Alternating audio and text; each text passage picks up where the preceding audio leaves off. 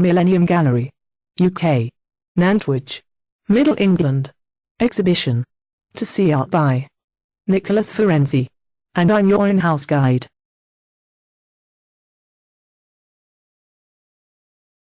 These first. Inspired by Rudolf Nureyev. Aura, charisma and intense expressive physicality. Defection to the West. Title, Piero Lunaire. Title from the dance piece. Taken from poem by Albert Giraud. Tells of drunken clown, dancing beneath the moon, making up his face in moonlight. The wine which through the eyes we drink, flows nightly, from the moon, in torrents. Special techniques. Painstakingly developed over the years. Hand-stenciled paint. Metal silver leaf, skillfully applied. Dancing to Piero Lunaire now. The dancer arranged as if ascending a musical stave, soaring above the onion-domed roofs of the Soviet Union. And away. A spiritual defection. Hence the title. The Man Who Flew to Music. Here, the evolution of a different technique. A painterly equivalent of a vitrine, or stone block. A special object or a person encapsulated and revealed. As on an archaeological dig.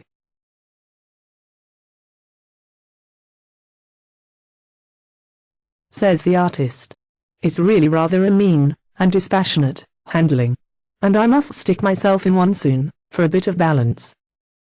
I usually try to give it a twist, with a bit of text. In this case, a few choice quotes, from Andy Warhol. As in holes.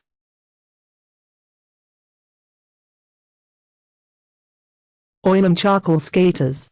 Numbered titles. Skating on thin ice. Says the artist.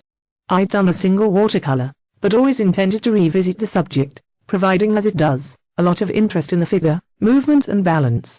Though I've tried on a few occasions, I can barely skate, and it seems like a good metaphor somehow, for the human condition, with its attendant risk. And for the fragility of all things, including the environment. It was an excuse to experiment with line, composition, space and unusual color combinations, in the flag-like swatches. Nothing interests, and excites me more, in making art, than in drawing the human figure. I think we are naturally curious about our own species, and so, human figures grab our attentions. More so, we want to know about people, who they are, what they're doing, what they're thinking, and if they are in any way like us. As a subject, it's self-affirming, self-revealing. The exhibition title, Talking Pictures, reflects the artist's ongoing interest in combining text and images, and follows on from his involvement as an in-house writer and editor with popular mags, such as the Horrible Histories collection. Some of the pieces use text as speech and thought bubbles and captions, combined with painted images, often for comic effect. First bubbly image. Here.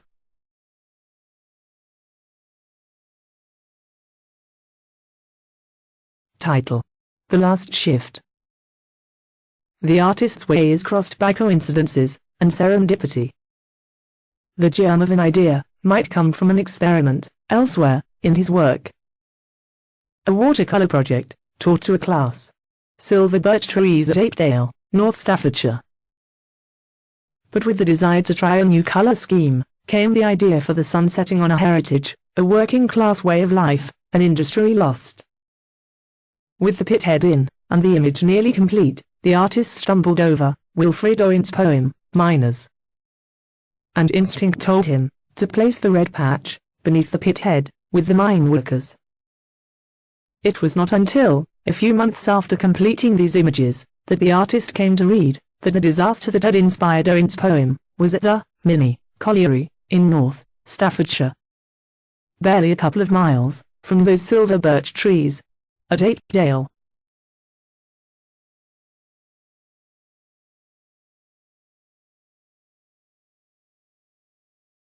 Perhaps you don't need to have seen Jack Vetriano's painting of the singing butler to get this one, but it might help. Says the artist, I think art nearly always takes itself too seriously.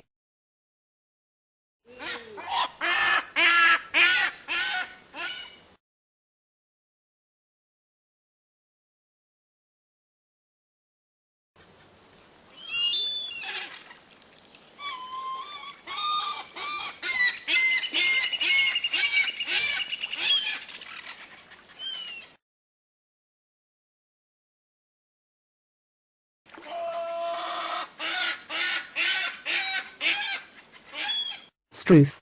Just listen to that lot. It's a wonder they never get a sore throat. Speaking of which, if I don't get a glass of water and a Strepsil pretty soon, I'm going to end up looking like Theresa May, never mind sounding like her. Okay, that's quite enough of the comedy oil and charcoal, bubbles and balloons. This corner is given over to the artist's teaching interests. There's a published series of books with stepped projects for both the watercolor and the drawing classes, these going under the titles of The Truth About Watercolor and The Truth About Drawing, respectively. You can see some of the watercolor projects here. Says the artist. We all of us depart from the same point, but even following the same steps, it becomes evident soon enough that we're going to arrive at different destinations, and often several of them with success. This makes for great learning by providing answers to the questions, starting, what if? What if I had gone a little darker, worked a little bigger, made my colors brighter, and so on. Because we can look around, and we can see the answers in the works of others around the room. We become reacquainted with the things we thought we knew, the things that lie right under our noses, such as a little local river. The class projects feed back into the artist's more serious works, such as this. Title: Small River England, Summer, No. 2. Painted in acrylics, without a brush.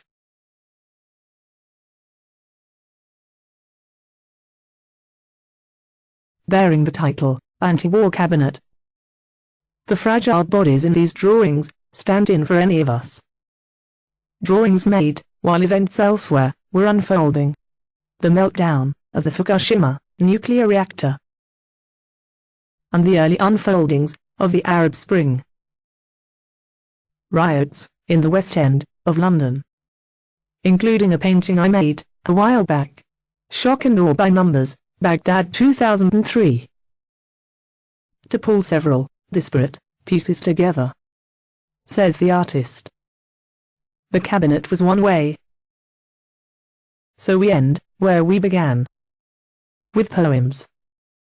These, written and illustrated by the artist, in a published collection, going by the title, Oscar, the Pike, and Other Poems.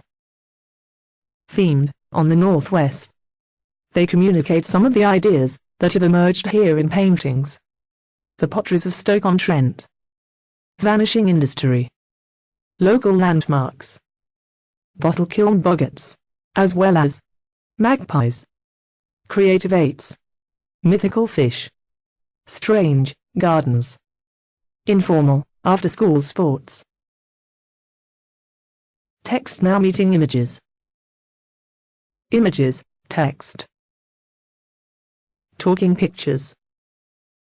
Listen carefully. And you might just hear them.